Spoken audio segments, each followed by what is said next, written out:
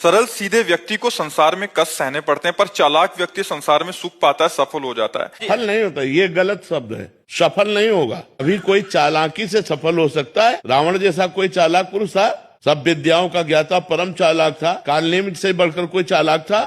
पूरी संजीवनी बूटी जैसी ही द्रोणागिरी में हर औषधि को कर दिया और साधु बनकर बैठ गया। हनुमान जी ने मार डाला, राम जी ने रावण को मार डाला, रहा न को कुल रोवन हारा। चालाक पुरुष सफल कैसे हो सकता? नहीं, सीधा सरल पुरुष कष्ट पा सकता है, पर सफल सीधा और सरल सच्चाई पर चलने वाला हो। जैसे धर्मराज युधिष्ठिर बिल्कुल सीधे थे, यहाँ तक इतने सीधे थे कि युद्ध क्षेत्र में कल कौन सी रणनीति है वो जाके दुर्योधन सीधे पूछ लेता था। भ्राताश्री कल कौन सा चक्रव्यूह रचना है वो बता देते थे। इसीलिए भगवान दो बैठक करते थे, एक युधिष्ठिर के साथ और एक युधिष्ठिर से अलग। युधिष्ठिर के साथ जो बैठक की वो चक्रव्यूह रचना ही नहीं होगी, क्योंकि वो दुर्योधन को पता हो। इतने सरल थे कि वो आके पूछ लेते, वो पूरी बात बता देते थे। तो आप देखो विनाश किसका हुआ? चतुर चालाक, जिसके साथ शकुनी, दुशासन, कर्ण, दुर्योधन के साथ इतने चालाक, चालाकी की हद थे ये लोग। तो क्या ये लोग सफल हुए?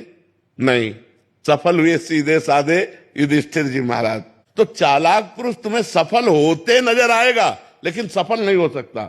सीधा साधा पुरुष तुम्हें दुख भोगते नजर आएगा, लेकिन वो दुख भोगेगा नहीं, आगे चलकर वही विजय को प्राप्त होगा।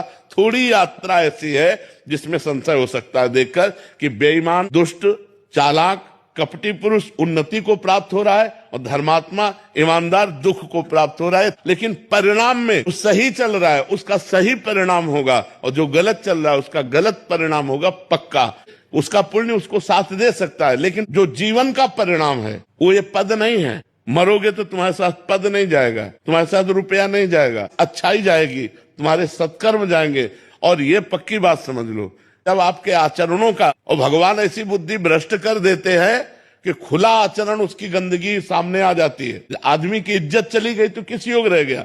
तो ये पक्का समझ लो, अच्छा पुरुष और धर्मात्मा पुरुष दुखी हो सकता है लेकिन हार नहीं सकता।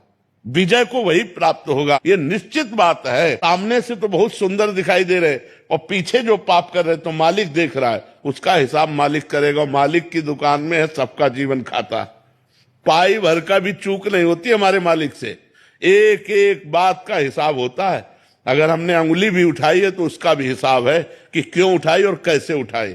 परमात्मा सबको देख रहा है, इसलिए ये मत जानो कि कोई देख नहीं रहा है, हम अच्छाई कर रहे हैं, हमें बुराई पर बुराई मिलती चली जा रही, कोई हमारे देख नहीं। परमात्मा देख रहा है। और जो एक है कि मैं छल कपट बुराई से बढ़ रहा हूं, तो देख लेना तुम नष्ट हो जाओगे।